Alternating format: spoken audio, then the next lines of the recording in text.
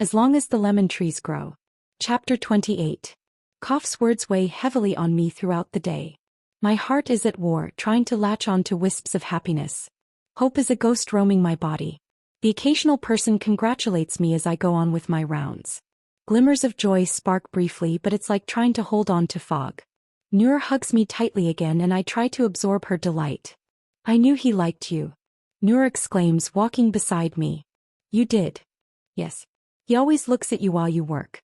Not in a creepy way. I don't know, she says thoughtfully. Like you're the only one who exists. I blush. Oh. I didn't think anyone saw that. It's been a nice distraction from all the patients running in constantly. I mean, it's a miracle we have our wits. You know, in the West and other places where people have normal lives, the medical staff can get therapy for what they see while dealing with their patients. What a strange word. How do you pronounce it?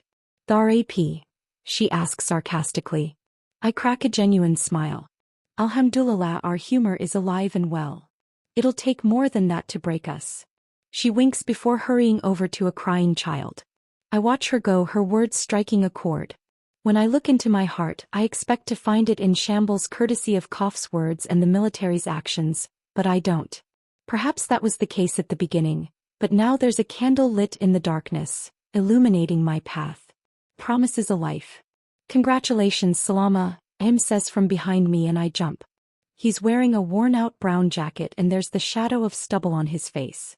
Thank you, I say, but it tastes like sawdust in my mouth. Does the happy groom know about your broken moral compass? His smile is anything but kind. I go still. Are you threatening me? He raises his hands. God, no. We have an agreement. But I do think I'm within my rights to scare you after you nearly destroyed my life. He holds out his hand and I fish for the Panadol tablet in my pocket, then drop it in his palm. But before he walks away, I find the courage to say, "How's Samar?" He stops, his back rigid, and pivots toward me. His eyes have gone murky brown with displeasure. I thought I told you this was a business. I don't care, I interrupt. Acid roils in my stomach, but I power through. I may have done something horrible, but I still have a conscience. A vein pulses on his forehead, then he answers slowly, "She's fine. Sutures are removed. No infection." I let out a relieved sigh from deep within my gut, the acid's strength subduing. "She has a scar," says. "That way we'll always remember you and your conscience." He walks away and my stomach resumes digesting itself before I dash to retch into the sink. Kenan and his siblings are standing in front of the hospital steps when I walk out at the end of my shift. Yusuf has a beat-up Spider-Man backpack and he's pawing the pebbles with his shoe, while Kenan holds Lama's hand, her pink Barbie backpack frayed at the edges. Kenan's bag is black. My heart expands when I see them and I hurry down the steps. "Hey," I say, and Kenan smiles at me. "Long time no see." I step to his side to brush Lama's light brown hair. "I missed you." She beams, swinging the hand that's holding Kenan's. I turn to Yusuf, who's still staring at the ground. "I missed you too, Yusuf." He refuses to look at me and another pebble clatters against the steps. I look at Kenan, confused. He'd been in a lighter mood after the ceremony. I had thought he would carry it with him throughout the day. Kenan shakes his head sadly and in a low voice says, "He's upset we left our apartment. Too much change happening today." "Oh." Kenan reaches over with his free hand and ruffles his brother's hair. Yusuf swats at his hand, but there's no mistaking the concealed delight in his eyes. He's happy his older brother is giving him attention. "You're fine?" he asks and Yusuf shrugs. Kenan sighs, turns to me and picks Lama up. "I can't tell you how much I appreciate this. Our neighborhood has become one of the hardest spots to defend after the chemical attack. I don't think we could have stayed much longer." I press a hand against my mouth, shocked. My eyes travel to the pale orange skies and I search for the planes. "Let's go." Lama's chatter fills up the silence as we make our way back.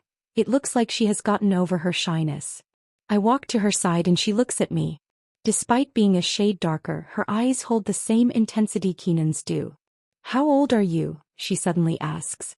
An amused smile tilts my lips up. 18. She frowns, trying to calculate how much older that is than her.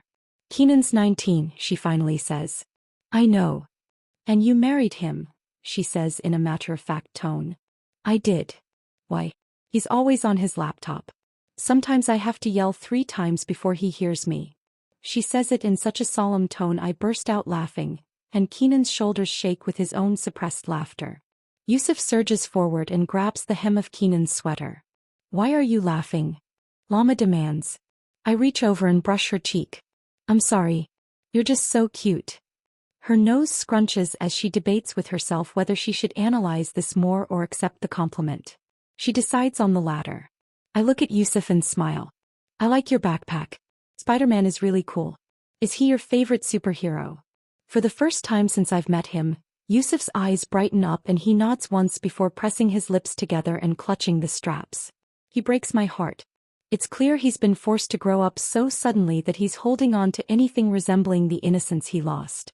Normally by 13 he would have thrown away his Spider-Man backpack for video games and meeting his friends for a football match in one of the alleys. His emotional growth is a plant that people forgot to water, so it tries to capture any moisture it can.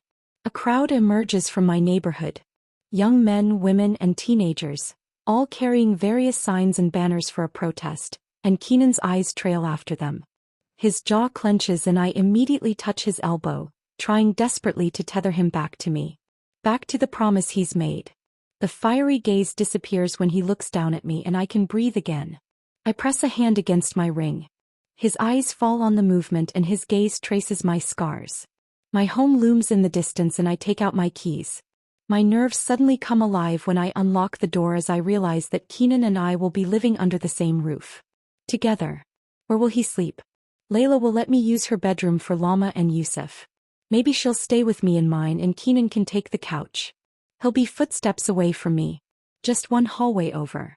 Layla, I call out when I walk in, banishing the butterflies from my stomach. I'm home and Kenan and his siblings are here. Silence answers me and the hairs at the back of my neck stand on end. She's fine. I'm just a paranoid mess of a person who treats each bout of silence as danger. Come in, I say to Kenan. Layla's probably still sleeping. They shuffle inside and Kenan closes the door behind them. Everything feels too real. Kenan's height fills the narrow hallway and Yusuf peeks from behind his brother curiously. Kenan sets Lama on her feet and tells them both to take off their shoes while I go look for Layla. When I walk into the living room, I see her sitting on the couch with a faraway look on her face. She's staring at her sea painting like she's trying to separate each brushstroke. Her hair dangles in waves over her shoulders, one hand resting on her stomach. Layla. I say loudly and she jumps. Salama. You scared me. I was just calling you. Everything okay? She smiles but it looks haunting. I'm good. I take a step closer. Are you sure? Why are you looking at me like that? She tucks her hair behind her ear. Nostalgia for the good days.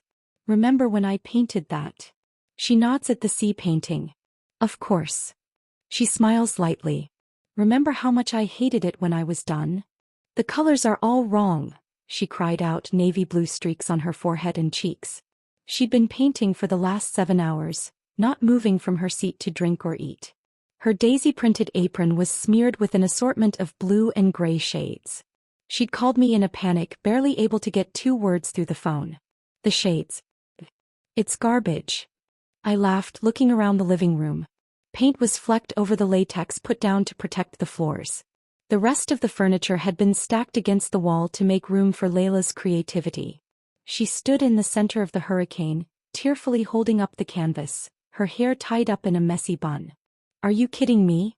I exclaimed, stepping over to her, careful not to kick the opened acrylic paint set. Look at it. I am, she wailed. It took 7 hours of my life, Salama. I grabbed the canvas from her and set it over the mantelpiece. I made her stand in the middle facing it. No, you're not. Close your eyes. She did. Think of a storm deciding whether it'll rage through the sea. The middle of nowhere. No ship in sight. No human being. Imagine the colors no human would ever see. The storm will bellow and tear across the waves and no one will be there to witness it. Or maybe it won't. Maybe the clouds will break and the sun will shine. She took a deep breath. Now open your eyes. I smiled. You captured something no one has ever seen before. Your imagination did that. She turned to me, beaming. Thank you. Do you remember that? Layla asks again from the couch and a strange lump forms in my throat. Yes. You made it one of my favorite paintings. There's something in her voice I can't decipher. Something melancholy. Then why do you look so sad? She shakes her head. I'm not. I want you to know how incredible you are. How you touch people's lives. Salama. Kenan says from behind me, and I immediately jump in front of Layla, hiding her from him. His brows are furrowed, his eyes glued to my face. Kenan. I scold. What are you doing? Layla's not wearing her hijab. Layla, he echoes. Yes. I wave him away. Layla, put on a scarf or something. I don't have anything, she answers glumly. Find something. I say, exasperated. Kenan's confusion deepens and then his lips part. Salama. I peek over my shoulder to check if Layla's found a shawl or a tablecloth. He rummages through the cushions, pouting. Salama. Kenan's voice comes out firmer and I look at him. What? I snap. Why are you still here? He hesitates. I came over because I heard you talking and no one was answering. I thought something had happened. Now I'm confused. What? I'm talking to Layla. He steps toward me gently as if approaching a wounded deer. No, you're not. My arms fall heavily to my sides. Excuse me.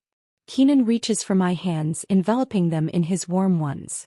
Salama, no one's here. There's no Layla. I can't see her.